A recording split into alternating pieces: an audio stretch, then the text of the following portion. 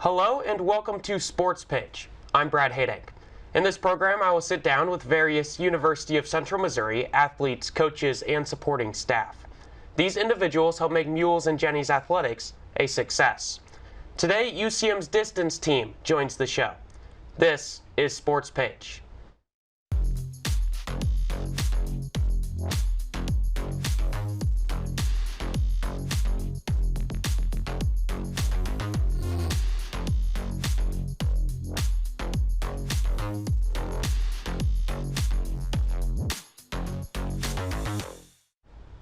Our first guest today is UCM cross-country head coach and track and field distance coach Collin Nurenberg.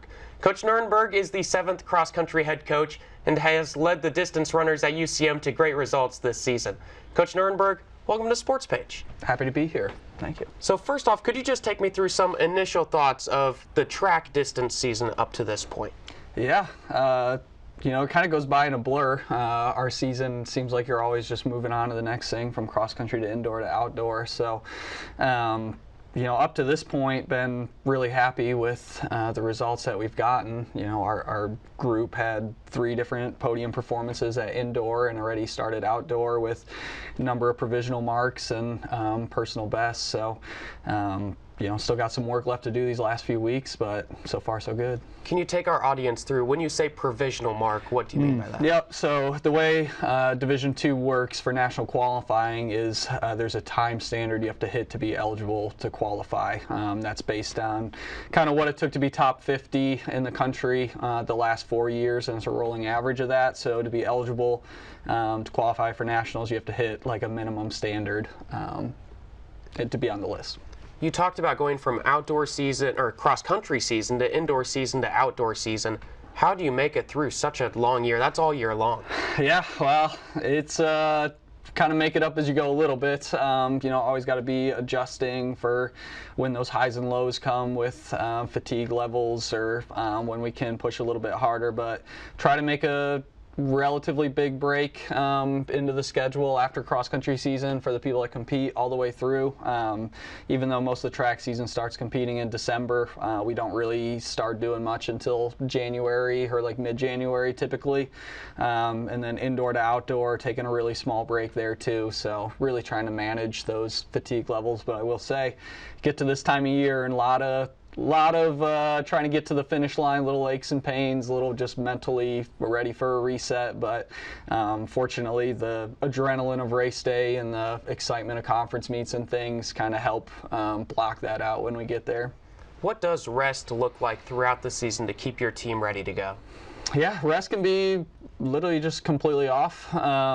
There are a number of people train 6 days a week, so that 7th day would be an off day. Other times it's just a really easy run or cross-training session on a bike or elliptical on their own. So, what each person needs in order to kind of let the training set in and continue to make progress is a little different, but at some point those big breaks I mentioned are kind of meant to be almost complete off. Maybe just little. Runners are a little bit of addicts when it comes to their training, so it's hard to get away from it completely, but trying to take a step back as much as possible during those big breaks. Yeah, you mentioned that, runners being addicts to their training. What got you into the distance side of things? It wasn't love at first sight, we'll put it that way. So I grew up a soccer player, and that was really what I wanted to do, but just natural ability was much higher in the distance running, and it gets, at first it's not fun putting in that work, but usually kind of the people in the community in the sport kind of keep you around, and then seeing that progress and the work pay off is what starts to get addicting, and that feeling that you have after a personal best or just a good workout session, knowing that you were productive on the day. So that's kind of where it hooks you and keeps you, because as you probably noticed, there's a lot of people that continue running even after their competitive careers are done. Talk about personal bests. You were at the Brian Clay Invitational. Some distance runners were in California. You had plenty of those. But the distance, some runners I said were in California. The rest of the team was in Emporia.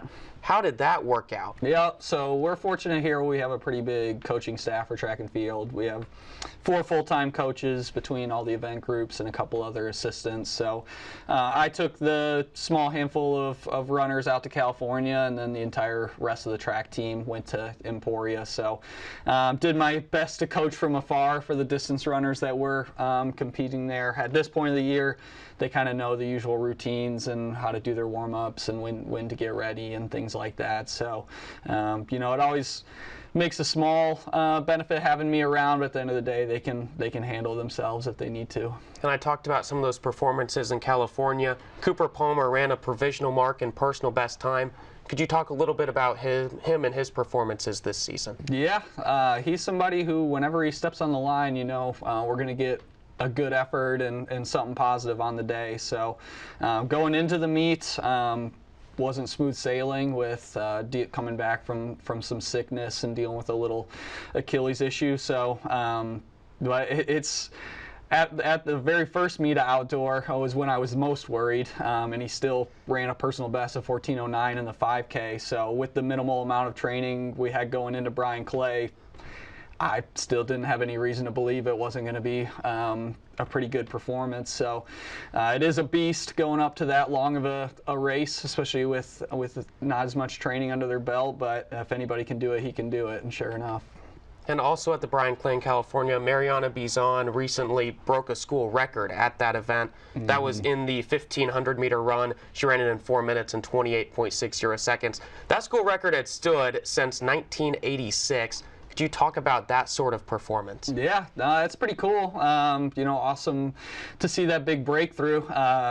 You know, I think it's you know, more surprising for other people looking in from the outside than it is for me, because I get to watch her train every day and run races up to that point. Like she ran 4:32 as her opening time at Wash U in some pretty cold and windy conditions about a month ago, and so that indicated to me that she was more than ready to do it. And a meet like that at Brian Clay, where you're going to be in a field of people that are almost just as good or just as good as you, plus great conditions and atmosphere, like you know, got to put it together and get it done on the day. But you know, kind of knew going into it she was going to have a good chance at it. You personally are the cross-country head coach and the track and field distance coach. Do those two roles differ at all, or is it a lot of the same approach throughout the season? Yeah, it's more similar than different. Work with the same group year-round. You know, still kind of plan that group's training and travel and food up to some degree, all those logistics. I will say I take a little bit more of a step back when it comes to planning the competition calendar and you know, maybe what lineup we're running at conference and things like that. But otherwise, still kind of a pretty similar approach day to day. And could you talk about your cross-country program? It's coming up this coming fall.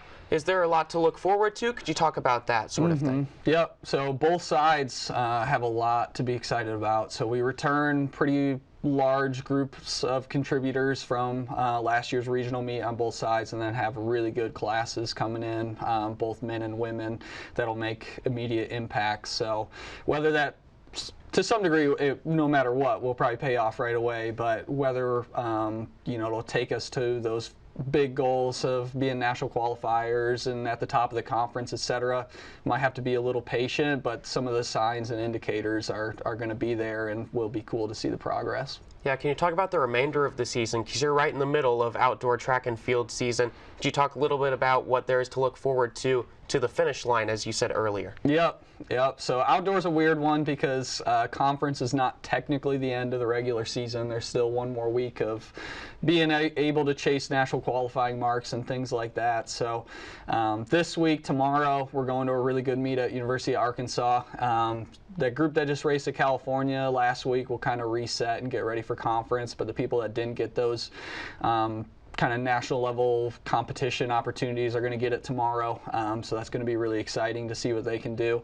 And then getting ready for conference at Pittsburgh State next weekend. Both men's and women's team have really big goals. Obviously individuals chasing individual titles, trying to improve those national marks and place as high as a team as we can. And then after that, the group will really narrow down to just the people who have a shot at being national qualifiers after that. We talked about it a little bit earlier, but you are fully engulfed in distance running. Some people from the outside looking in are like, man, why would you run for fun? What would you say to those kinds of people? They're right to be hesitant. Yeah. No, it's something that unless you do it for a long time will be hard to really justify in your head, because it is very uncomfortable. And naturally we're driven to things that are easy or don't stress us out. So, but like I said, it's just those highs are worth all of the work, and even the day-to-day gets a lot more enjoyable the more you get into it, especially if you can surround yourself with a community of runners who are passionate about it and fun to be around. Makes you look forward to going to your workouts every day. Yeah, what would be the biggest advice that you would give someone who's just getting into distance running? Start slow. Just really ease into it and be consistent. That's more important than just having one or two big days here and there.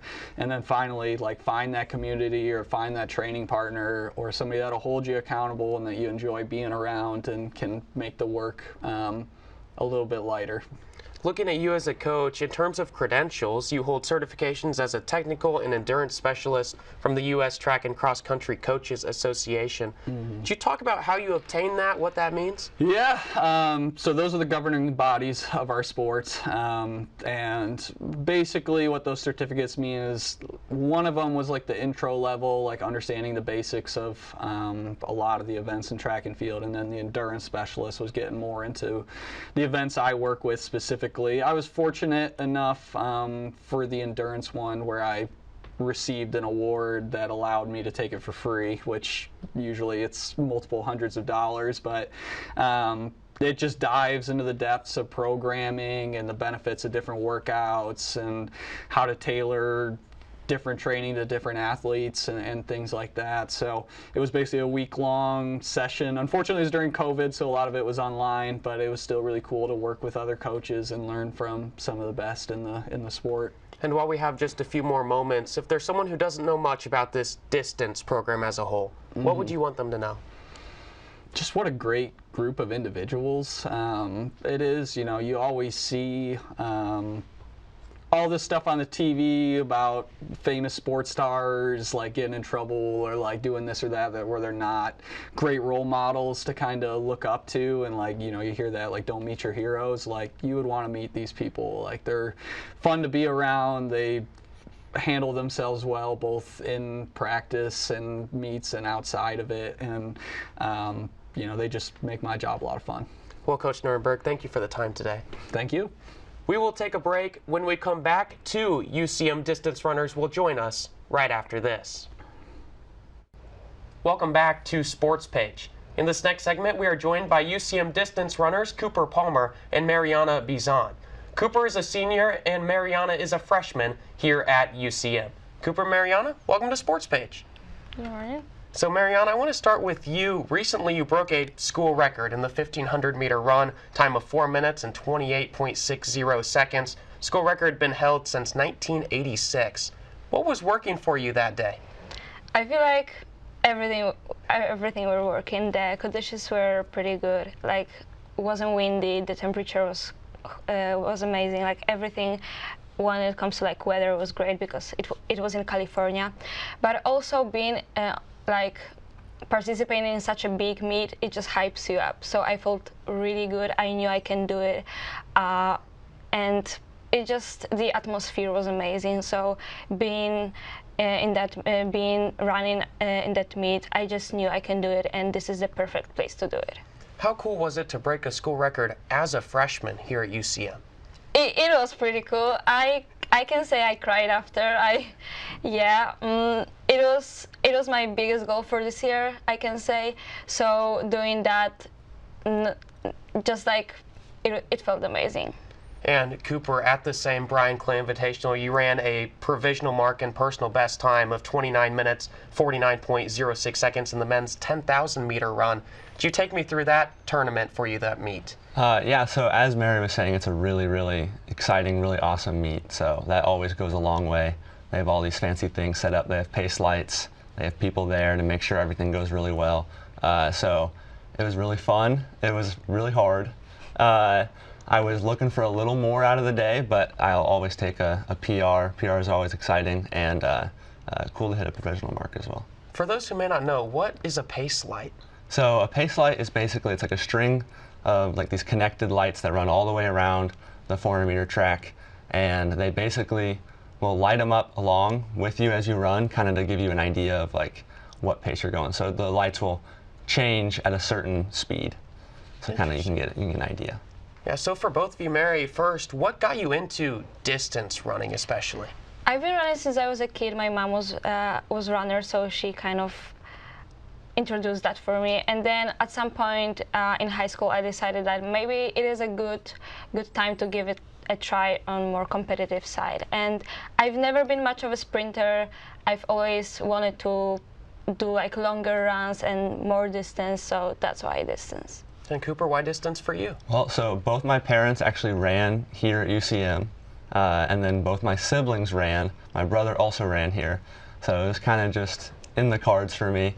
And then throughout middle school, I did it at Warrensburg High School, or at Warrensburg Middle School, and then at Warrensburg High School. So pretty much. So how cool is it to follow in the footsteps of your family here in your hometown? Yeah, it's really fun. I get to kind of like see, they had the same coach when I came here, same coaches that my parents had, so I get to kind of see the difference in the training. I can ask them about routes that we run and stuff like that, so it's really fun. And I think there's a lot of misconceptions around distance running. You can tell me better than I would know. But have you seen any common misconceptions? I know a lot of people are like, man, why would you run distance? Could you talk on that a little bit? Well, I think a big one, people think that just regular running isn't fun, and it can be a lot of fun. Especially, as my coach was saying, when you have people around you that you really enjoy to be around, that's a lot of fun. And just in general, it can be a really good time. I feel like people kind of think that every day we practice, we do like hard workouts or do a lot of miles, when we really do, like most of our practice is just easy mileage runs, so to keep a base, to stay consistent. And you guys run throughout pretty well the whole year. You have cross-country season, then indoor season, then outdoor season. I'll start with you, Cooper. How do you do that? Well, it's a lot of trying to manage little injuries throughout the way. I personally kind of have a history of getting a little bit hurt during outdoor season, so it's kind of just making sure that you're listening to your body, going into the trainers, and then just trying your best to show up every day. And Marianna, how are you able to get through the season personally? I really do take care of my sleep. I go to trainers. I try to eat healthy, and when I feel like my body needs a rest, I just give it. You talked about eating healthy. Are there any key snacks or anything that you know about that people should know? I'm not a big snack person, but if I do snack, I probably eat some fruit or like fruit snacks, something like that. And I hear a lot about pasta parties. I don't know if there's any truth to this. Eating a lot of carbs before you run. I don't know, Cooper, is that something you try to do? I mean, you do want to make sure that you're fueled correctly. We did have a pasta party at the beginning of this year. It's maybe not as big of a thing as people make it out to be, but carbs are good energy, and you want to make sure you got enough energy. And you're on the women's and men's cross-country track teams. Do those two teams interact a lot on the distance side? More this year than ever before, so that's been really fun. Yeah, this is my first year here, but so I don't know how was it in previous years, but we really do interact a lot. We really do have a friendship, and we do spend a lot of time together, do a lot of activities apart from practice. So I think we are a pretty good team. And not all runners are built the same. You have some sprinters, you have some distance runners. Could you take me through some key differences between those two? Well, I mean, the obvious difference is just our race distance, but generally the training's kind of totally different. Very few sprinters will do any kind of distance training or any kind of easy mileage runs, and that's, as Mary was saying, majority what we do is just like easy running out on the streets, and they'll do a lot more like weight room stuff. So. We don't do that much work in the weight room. We don't have sprint workouts as they do, so there are a lot of differences in our workouts. I talked to Griselle Scarlett earlier this season, who is a sprinter. She said she would never do distance. She didn't want to run a mile. She didn't want to run much more than 200 meters. Would you be the same way about sprinting, or say you could and you were a sprinter, would that be a good thing for you? Well, I can say that sprint workouts are one of the hardest for me. I do like them, but I can be more tired after running like 150 or 200 than like mile repeats. Yeah, I would say that's pretty consistent with how I feel. Yeah, and I talked about the cross-country season, then indoor track and field, outdoor track and field. Do those three differ in big ways, or are they pretty similar, just in a different location? Well, indoor and outdoor are fairly similar, and then cross-country is very, very different because you're out on these grass courses, hills, things you don't have to deal with at all on the track. And then between indoor and outdoor, indoor's kind of fun because you don't have to deal with the weather. Outdoor, you get out there, if it's windy, if it's rainy, it's going to be kind of a bad day. But I would say that's the main stuff. Do you have a favorite between the three? My personal favorite is indoor. They all have their ups and downs. I love cross country. I like indoor more than outdoor probably. I think maybe it helps it's earlier, a little less tired. But cross country is different. It's a team sport more than track is, because we qualify as a team if we do qualify. Yeah, you talked about ups and downs that may be fitting for cross country. You talked about the inclines, that different thing. How do you navigate that sort of thing specifically on the cross country course or track? It's staying strong mentally. That's what I would say. That's the big thing. It's never going to be easy. It's never going to be just like you show up and it's not hard at all. So you just got to make sure you're kind of keeping yourself with it. Yeah, I would agree with Cooper. You have to stay consistent, and you have to remind yourself that you actually like it. You like being at it. You like running. You like being here. You like being with the team. You like what you're doing. So just stay with it. How do you stay mentally in it? Because for me, when I run, say, a mile, I'm like 9/10 in, and I have an incline, and it's just over. So how do you work through that sort of thing? For me, the team makes a big difference when we are doing really hard workouts. They always are people there cheering on you, screaming your name. That is a huge thing that pushed me during those workouts. Yeah, and I think when it gets hard, just kind of reflect back on the work you've done, and it kind of always gives me confidence. We talked about it a little bit earlier, but you both recently went out to California. Could you talk me through a road trip like that? What does that look like? So we flew out and we flew back. So that process was kind of standard, what you'd expect. We stayed in an Airbnb there, which was really nice. We were able to eat all our meals at home. We stayed 5 days. We had a day before Cooper's race, so we didn't go the same day as Cooper was running, and then we stayed the day after my race, so I would get enough rest. So that was also pretty much needed. Could you talk a little bit about the big supporters in your life? Cooper, I know you talked about your family, how you're following in a lot of footsteps there. Could you talk a little more about that? Yeah, they're really very, very good supporters of my running career. They've been very generous. They've come to a lot of competitions. They in fact did go to California to watch me race there. So it's definitely nice having people that I know are constantly supporting me and wanting me to do well. And Marianna, who are some big supporters for you? I would say my parents too. They always track everything, even it's like 3 a.m. In Poland. So they still will watch me running, will track my time. They will always call me after my race. They will always say, good job. They're always there for me. I can always call them, and I know they believe in me, and they will always be proud of me.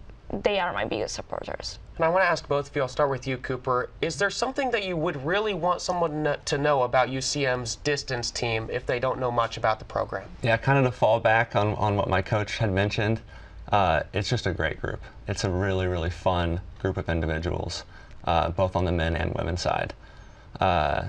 It's a different kind of community. I mean, you're running with these people every day. So you have to get to know them. You have to like them. And it's really fun. We have a really, really good group of people. Marianna, what would you want someone to know about this UCM distance program? I would say the same. It is a really good group. They are all your friends. They want you to perform their best. They will always cheer on you. They will always be your best supporters. So just, if you like running, if you want to do it, this is a perfect place to do it. Well, Cooper and Marianna, thank you for the time today. Thanks for joining us. Thank you very much. That's all of the time we have for this episode. I'd like to thank our guests, Coach Collin Nurenberg, Cooper Palmer, and Marianna Bizon for joining me today. I am Brad Hadank, and I thank you for tuning in to Sportspage.